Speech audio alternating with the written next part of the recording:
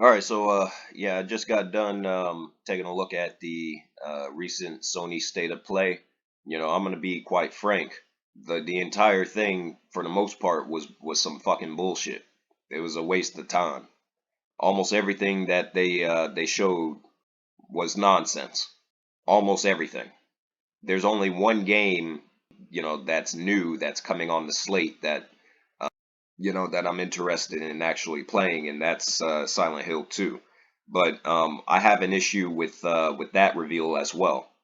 So I'm just gonna briefly cover some of the major points, and I'm gonna skip the smaller stuff that they showed. So starting with Stellar Blade. The first thing I'll say about this is that graphically, the game looks good. The combat system looks like it's pretty dynamic, but it doesn't look like anything that I haven't played before.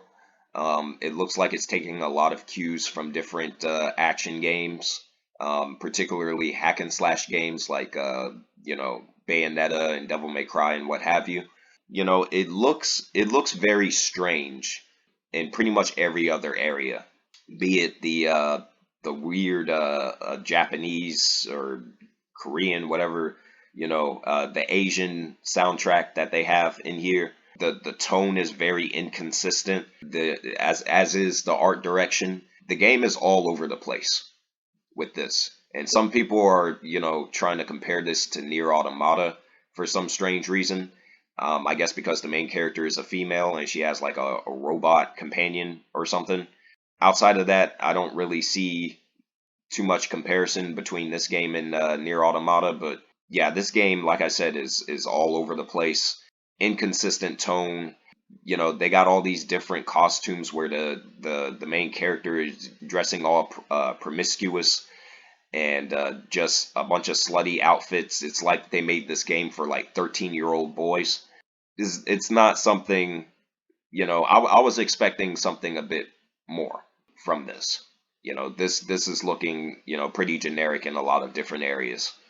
And I can't imagine that this is going to get a lot of attention from mainstream consumers. This looks like it's going to be for a very niche audience. Yeah, I wasn't really impressed with this. And then moving on, we have Silent Hill 2. Graphically, the game looks good, from a perspective, like as far as like modernizing the original. They go for a typical over the shoulder camera perspective, similar to like any modern survival horror game like Dead Space or Resident Evil. So that was to be expected. But the problem really starts to arise when you start to look at the combat system, particularly like the melee stuff. It looks a bit off. Like I've been trying to figure out exactly what it is, and I think, the hit detection looks a little bit wonky. And then they have these QTEs in there that look very strange and just, I don't know, like they're unfinished, perhaps, because this looks like some PS3 era shit. And I know that this development team can do a better job than that. There were some people in the comments that were trying to defend this, saying, "Oh, the character's not really a combat expert." So it makes sense that the combat is a bit unrefined. It's like, no, that's nonsense. That's bullshit. That's some fanboy talk. That's clown talk. That's ridiculous. The character Isaac Clarke from the Dead Space series, he's not really a combat expert either. He's an engineer. But the combat in those games is very smooth. It's responsive. There's no break in the animations or anything. This just looks like, I don't know. It needs more time in the oven, basically. So and then another strange thing about this was that this is supposed to be a 2024 game. Like if you look at the PlayStation Store, you go on the PlayStation Store and you look at their slate of releases coming up for this year, Silent Hill 2 is listed, but they didn't have a release date or a release window for this game in this trailer. And this was announced well over a year ago. This was announced back in 2022, at the tail end of that year. I really don't understand like exactly what the hell they were thinking. And then they showed this. It looked almost like it was like a first person Silent Hill game with the short message. But yeah, I was taking a look at this, and I don't know. It's like they made this for the alpha, the alpha generation. I don't understand, like, once again. And then they made this game for free. It's like it, this seems like it's a waste of development resources, if you ask me. Because I don't understand, I don't know anyone who was asking for a game like this, especially from the Silent Hill franchise. They did make it for free. It's available for free. You can download it for free. So there you go, I guess. Another thing that left me unimpressed was Rise of the Ronin. I had previously seen some gameplay for this, and I'm just really not interested. It's another generic open world game that's taking a lot of cues from this game in particular. Looks very similar to Ghost of Tsushima, and Ghost of Tsushima took a lot of that game in particular took a lot of inspiration from games like the Assassin's Creed games, the Horizon games. Open world games have become very formulaic, and this doesn't look any different. When it comes to the combat system, I mean, it really does look like a generic clone of Ghost of Tsushima. And they even have the stances in there and what have you. The art direction looks very similar, to what was in that game. And combat wise, in terms of, I guess, the look and feel of the combat system, it looks like a some kind of mix between Ghost of Tsushima and the Neo series. And I see they have some Wo Long elements in there as well as far as the parrying goes.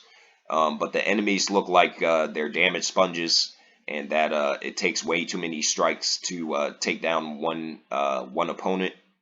And the rest of it just looks, like I said, very generic, formulaic, and by the numbers. Ninja, I think, is one of the most overrated game developers. They know how to make a decent combat system and what have you, but all of their games, are starting to look like the same thing, just in different variations. There's not much deviation or much creativity, but from release to release with this development studio. Yeah, this looks like it falls in that camp, and I'm not really, I have no plans on playing this. Finally, we have Death Stranding 2, and this shit is just like I really don't understand how. I mean, yeah, aside from the brilliant graphical presentation and the facial animations and what have you, the shadows and everything, the overall graphical fidelity of the game looks great, but everything else about this is just strange. It's weird just for the sake of being weird. And a lot of people are saying, well, it's a Hideo Kojima game. That's part of who he is as a developer, and that's like no. If you go and you play like the earlier Metal Gear games, they had some strange fantasy elements to them, but they didn't have all this weird shit. Seems like it was just thrown in there just to not even make a statement, but just to make people question why it's even there. This is something he's been doing for the last few releases, from him, largely starting with Metal Gear Solid 5, and he's gotten worse with it, with every single release. And, a lot of people had an issue with the first game because, it really was just a walking simulator where you were just delivering packages. Some people like that somehow. I guess that, good for them, but if you didn't like the first game, this isn't really going to change your mind. This is just going to be the same thing, maybe on a larger scale.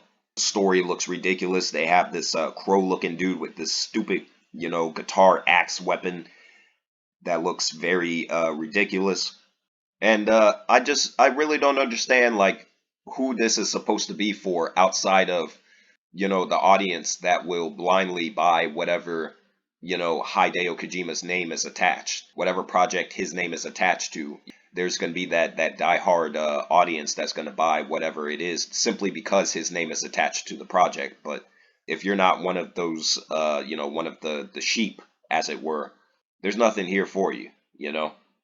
What really got me with this trailer is that even after they showed the logo and everything, and they gave you the full title, on the beach, it goes on for another almost 2 minutes, and then they show another video where Hideo Kojima strangely announces this mystery project, and it's supposed to be like another espionage game similar to the Metal Gear games, but he can't say what it is or what the concept is. We don't get no gameplay footage. We don't get no concept art. In fact, he says that it's not even in production. It doesn't go into production until after Death Stranding 2 comes out. It's like, why even mention it? Why even bring it up? I can't get excited for something that I don't know about. Overall, man, this entire showcase was just bullshit. It was a waste of time. They didn't show off anything that, that's worth really talking about. Again, the best thing that they showed was Silent Hill 2, and again, even that's looking off in certain areas, like with the combat system. There was no release date. A lot of the other games, like they have some of these VR games, like I don't really care about that. They had some trailers for some other games like Dragon's Dogma 2, which looks good, but we already knew about that game. That's nothing new. So yeah, overall, this was like I said, it was just a waste of time. Sony needs to do a much better job with these. The next one, they got a closer look at Final Fantasy VII Rebirth, and there's been plenty of gameplay footage for that game released already. Sony's going to continue releasing these, and there's really no point right now in continuing to invest time, to catch the next State of Play broadcast, because they're just simply not trying. They don't really have any first party games that are coming out. The games that they do have coming out that are exclusive, they're either temporary exclusives like Final Fantasy VII Rebirth, or they're these niche games that not a whole lot of people are going to invest in, such as Stellar Blade. Yeah, not much reason to be to be a PlayStation fan right now. Very, very weak. Very weak.